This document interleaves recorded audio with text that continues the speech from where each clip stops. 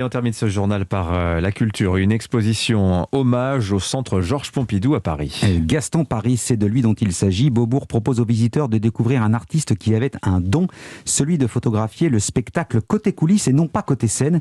Et si vous avez toujours rêvé de voir l'envers du décor, bien justement, cette exposition Gaston Paris devrait vous combler. Reportage Marie Giquel.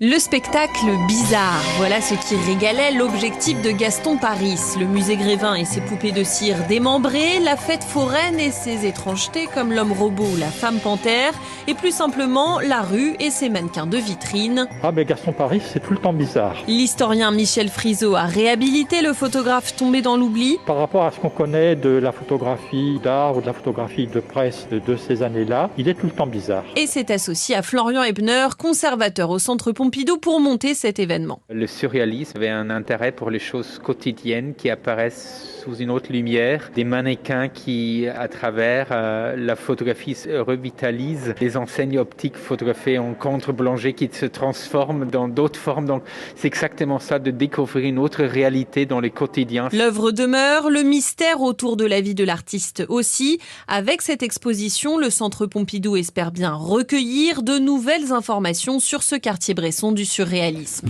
L'exposition Gaston Paris, c'est au Centre culturel Georges Pompidou à Paris et c'est jusqu'au 18 avril 2022.